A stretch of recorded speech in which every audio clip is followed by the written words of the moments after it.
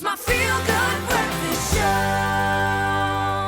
Oh yes, Mzansi, welcome back. This is your feel-good breakfast show. And this morning, we're going to be jumping into some schoolboy rugger because Bergvliet High School, remember this name, a pedigree when it comes to producing talent, has seen an impressive transformation, climbing from being unranked in 2022 to a strong 135th nationally this season. If you know about our country and rugby, then you know that's a massive feat because rugby is in our blood.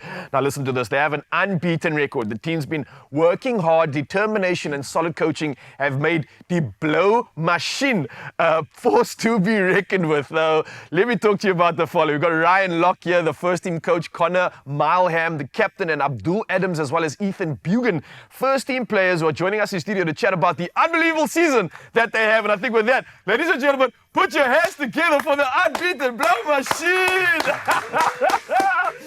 I love the title. Firstly, congratulations, gentlemen. Coach, you must be absolutely proud of this achievement.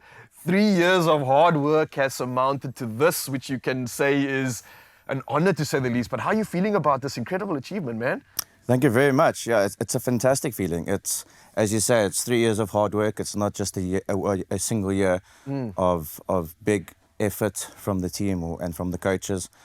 When we took over 3 years ago, myself, Andrew Howard and Clive Stevenson, the three of us who took over, we came in and we decided that there's no reason why Bergvliet High School can't have a successful rugby team and a winning rugby team. And that's what we've got this year. As I said, it's not been a 1 year project, it's been a 3 year project. And it all came down to setting goals and setting standards more so than anything else. Hard work, as you said, hard work, determination and discipline. Without hard work, you can't have success. 100%, man. And look, obviously failing to prepare is preparing to fail. So you're obviously prepared not to do that. It's one thing preparing, it's another thing going into action mode. Colin, let me talk to you as the captain of this unbeaten team, man. What a freaking privilege it is. And I look at you, gents, and I see a little bit of me inside of you. I see the talent, I see that ambition, I see the potential. And you've exercised that, you showed that it's possible. But my question is how? When you've got the pressures of like matric, and I know you guys are all matric dealing with the most, you've got relationships, you've got to think about your future, and now you're dealing with the pressure of sport. Yes. How do you maintain that focus and get your team to show up week in, week out and getting that result, man? This is not easy stuff. Okay, so as Coach said, we built a strong structure starting 3 years back already. So it wasn't too difficult keeping the boys motivated because they already went into the game with a strong mindset. So they always had that winning mentality. So I always just emphasized to them that they can keep that winning mentality, but also don't get overly confident because that is when we start to make the mistakes. And that's when you saw during the season it would lead to close wins, even almost costing us the unbeaten streak. So that was also one of the things that played a big role. But also motivation. Coaches, definitely, they kept us through, they kept us going. The parents bringing us to the field, being there, supporting all of the boys that they brought. And then I would say, that's basically it. The players had a strong mindset, so they knew what to do.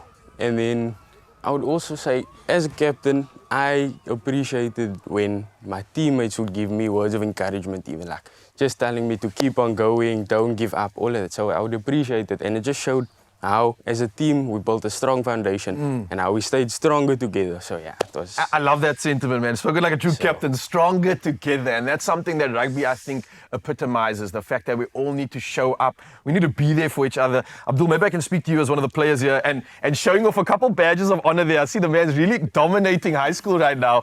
It looks like you got your colors too, is that correct? This is prefect. Oh, well done, man. So really showing what it's worth and what it takes for that Bergvliet pedigree to come through. But when it comes to this stronger together and the mentality that you had, obviously you play a game on the weekend, your body's broken, it's battered, it's bruised, you've gone through a war, and then you still got to show up for school. Have you done your homework? How do you keep that mentality strong, especially as you get towards the end of the season? Now you start to feel like, hey, we are unbeaten. How do we keep this bar going when we've been taking hits and we've been chipped away at? How do you keep that resilience up? So I want to start off by saying, as the famous words of Peter Steff, you get used to the pain. You do get used to the pain. But we focus on mental strength.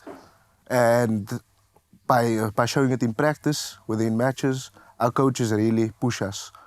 And we play 120% every week. And we put our schoolwork first, but the moment we step onto that field, it's all rugby. All ruggers, yeah. ruggers.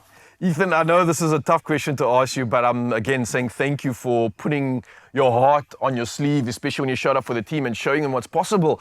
What sort of words might you have for some of the youngsters? And I know there's a lot of youngsters in your school especially that look up to the three of you.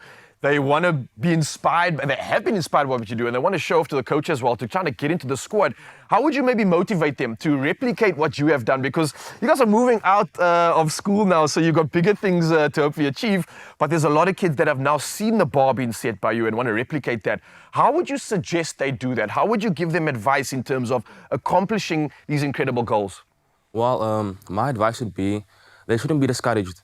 If they don't get picked to start in the beginning of the season, through hard work and dedication, the coaches will see that they are becoming a better player, not just for themselves, but for the team as well. And the coach will reward them, because for me last year, I didn't get to start. But through hard work and perseverance, I became a better player and I became a regular starter. And this has been one of my best seasons by far. Oh, absolutely incredible. Look where you are now, man, and it's only just beginning.